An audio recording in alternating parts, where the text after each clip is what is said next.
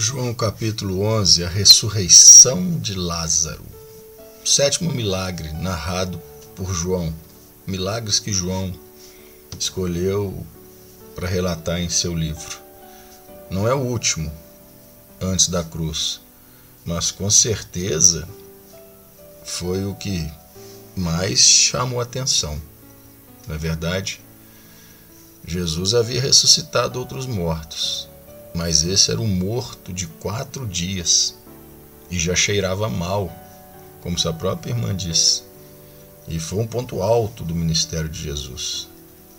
E um prodígio como esse não dá para ser negado, ignorado pelos líderes judeus que queriam a todo custo, de alguma forma, provar, fazer o povo crer que ele não era o Messias, que ele não tinha poder, tentando prendê-lo e matá-lo. Mas agora é um prodígio, um milagre que não dá para passar, não dá para ignorar. 4 dias morto, já cheirando mal, em estado de decomposição. Jesus o ressuscitou. Então, nós entendemos aqui que com Jesus no comando, no governo das nossas vidas, aquilo que para nós já está longe, escapou do nosso alcance, na concepção humana não tem jeito, para Jesus tem, meu filho. Para Jesus nunca é tarde, nunca passou da hora, nunca é impossível para fazer milagre em nossas vidas. 11, versículo 1. Estava então enfermo um certo Lázaro de Betânia, aldeia de Maria e de sua irmã Marta.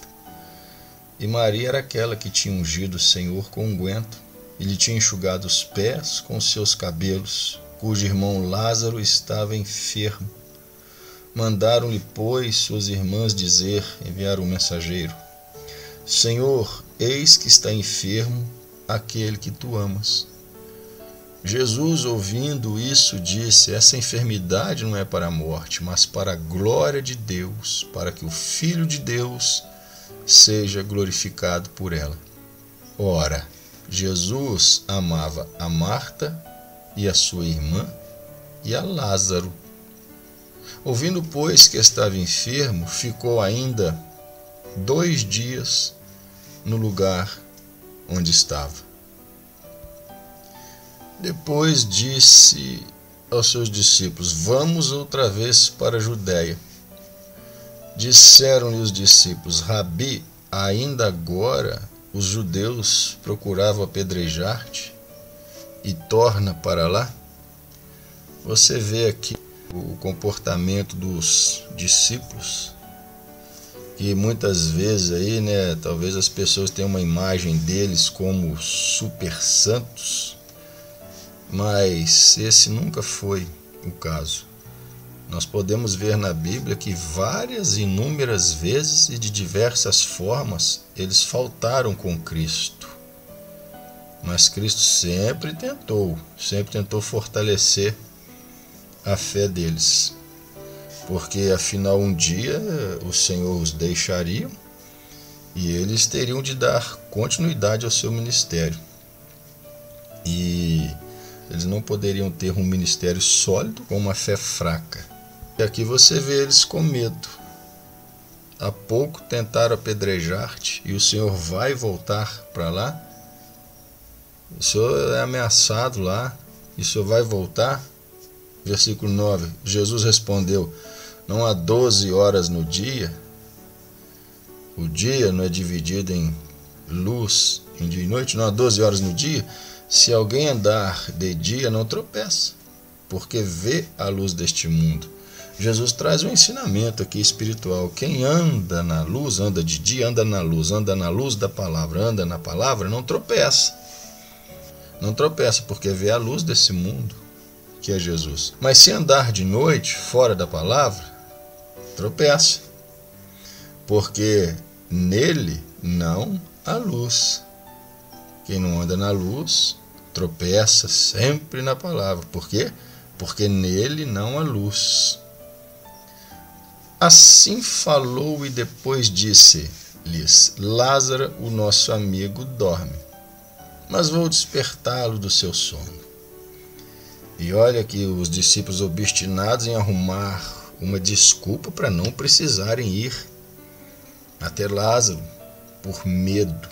Disseram, pois, os seus discípulos: Senhor, se dorme, está salvo, então para que ir lá? Às vezes a pessoa questiona demais os comandos do Senhor Jesus, quando simplesmente devia obedecer e acatar. Versículo 13: Mas Jesus dizia isso da sua morte. Eles, porém, cuidavam que falavam do repouso do sono.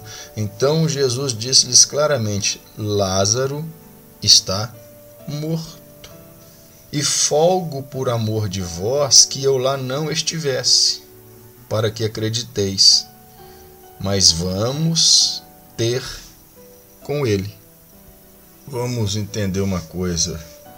Pelo que é relatado aqui na Bíblia, não é verdade? Pelo tempo que o mensageiro gastaria de Betânia até onde Jesus estava. Então nós entendemos que, vamos ver assim, né?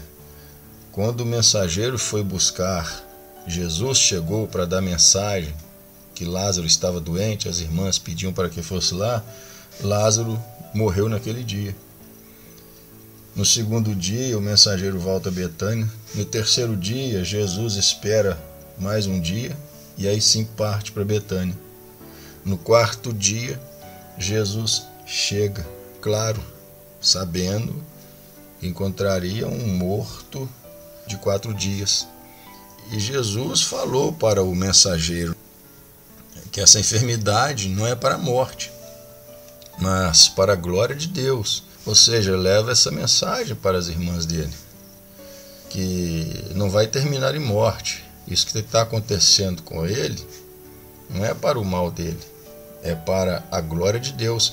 É uma coisa que nós temos muita dificuldade de entender quando vê uma aflição, uma dificuldade, as pessoas já desesperam, já entram em pânico, já começam a pensar só o pior e questionar por que o Senhor permitiu isso, por que isso está acontecendo comigo, ao invés de pensar na glória de Deus, que Deus quer manifestar a sua glória em nossas vidas de certa forma, em certa ocasião, por certo motivo, por certa causa.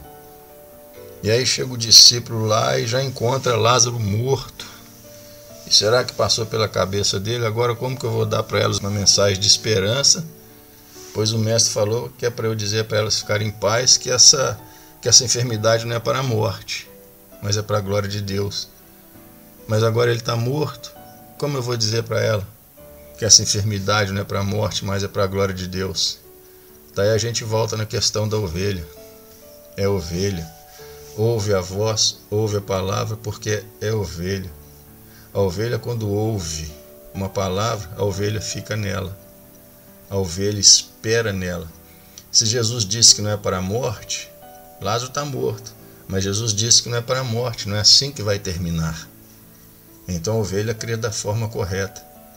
E ela espera o agir de Deus, o próximo movimento do Senhor, do seu mestre.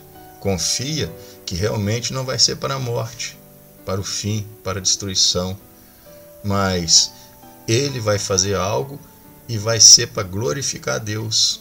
Glorificar a Deus em seu nome através dele, glorificar a Deus em nossas vidas e pela nossa fé nele. Por isso devemos continuar crendo. O mensageiro chegou lá e deparou com um cenário desesperador. O morto, pessoas chorando, mas ele tinha a palavra de vida, ele tinha a mensagem de fé. Não é para terminar em morte.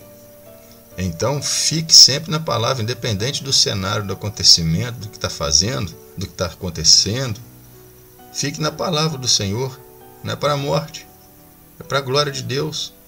Não precisa acabar mal, pode acabar melhor se você crer, porque Jesus ele fala para as irmãs: se tu creres, verás a glória de Deus. Então permaneça crendo que não vai terminar em morte, vai terminar para a glória de Deus em sua vida. E você vê, né, os discípulos então, né, imagina, né, quando Jesus traz essa revelação que ele está morto, o que vem na cabeça dos discípulos? Se fala que Jesus os amava. Então vamos dizer assim, olha só como que o crente pensa, né? Se Jesus o amava, por que que o deixou adoecer? Se Jesus o amava, por que que Jesus não foi de imediato até Betânia? Se Jesus o amava, por que demorou ir? Se Jesus o amava, por que não o curou à distância, como curou o oficial do filho do rei, não é verdade? A Bíblia deixa claro um relacionamento afetuoso de Jesus com seu rebanho, com seu povo. Jesus realmente ama. Mas nós devemos entender que o amor de Deus para conosco não é uma afeição cheia de mimos. O nosso Deus não é um pai que mima, não é verdade? O amor de Deus é um amor aperfeiçoador. Deus, em seu amor, ele vai fazer o que é necessário fazer para nos aperfeiçoar, para nos fazer verdadeiros servos dele, discípulos de seu Filho. O fato de Deus nos amar não quer dizer que ele vai nos colocar numa bolha e nada mais de ruim, de mal vai nos acontecer nessa vida, não é? Não vamos ter mais dificuldades, não vamos ter mais problema. O Pai ama o Filho e deixou que ele bebesse o cálice do sofrimento. Jesus viu nesta situação uma oportunidade de quê? Primeiro, glorificar a Deus. Segundo, fortalecer a fé de seus discípulos. Terceiro, dar um testemunho poderoso diante de todos os outros crentes e de todos que presenciaram esse milagre. O erro do cristão é não pensar na glória de Deus primeiro, mas pensar sempre em si primeiro. Por que está acontecendo comigo? Ao invés de pensar que aquilo vai ser mais um fato em sua vida que vai terminar em glória para Deus, eu dando testemunho do Deus que eu sirvo. As pessoas vendo mais uma vez o milagre dele na minha vida. E Jesus não disse que Lázaro não morreria. Prometeu apenas que a morte não seria o resultado final. Isso não é para a morte não será o resultado final. Mas o fim seria o quê? A glória de Deus. Entendeu? Jesus não disse que ele não morreria, mas deixou bem claro que o resultado final não seria a morte, seria a glória de Deus. Quando nos vemos diante de enfermidades, dificuldades, desalentos, decepções, demoras, o nosso único alento é a palavra de Deus, filho. E devemos nos apegar nela. Devemos viver pela fé e não de acordo com as circunstâncias. Não olhar para as circunstâncias, mas continuar vivendo pela fé, crendo que o fim não é morte. Vai resultar em glória para o meu Deus. O Deus que eu sirvo, essa deve ser a nossa fé. Independente da situação, Jesus é Senhor de tudo e também das situações, para mudá-las, para revertê-las, para transformá-las. Veja aqui o Salmo 50, versículo 15. Olha o que diz, como que encaixa direitinho com esse fato, com este assunto que estamos vendo nesse capítulo de João. Invoca-me no dia da angústia, eu te livrarei e tu me glorificarás. Não se encaixa? Essa enfermidade não é para a morte, mas para a glória de Deus?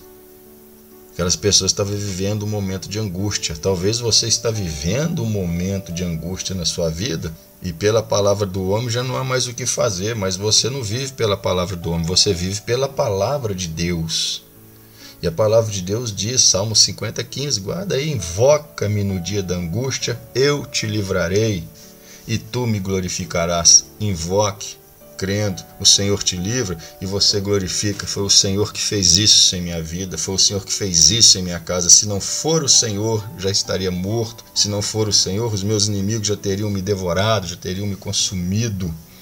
Invoca-me no dia da angústia, eu te livrarei e tu me glorificarás. A palavra de Deus é maravilhosa, filho. Basta crer nela e viver nela. Repetindo o versículo 15, e folgo por amor de vós, que eu lá não estivesse, para que acrediteis. Está vendo? Jesus iria usar a situação também para fortalecer a fé deles. Mas vamos ter com ele, disse pois Tomé, chamado Dídimo, aos condiscípulos: vamos nós também para morrermos com ele. Tomé pode ser visto aí como aquele que duvida, né? Pois a fé dele era duvidosa, mas uma coisa também nós devemos que ressaltar, né? Era corajoso e determinado. Tinha uma falha, né? Precisava ver para crer, mas era corajoso e determinado. As qualidades que temos devemos aperfeiçoá-las. Aquilo que não é qualidade, nós devemos tratar, cuidar em nossas vidas e servirmos ao Mestre com fé, com dedicação, com coragem e determinação sempre. Deus os abençoe na paz de nosso Senhor e Salvador Jesus Cristo.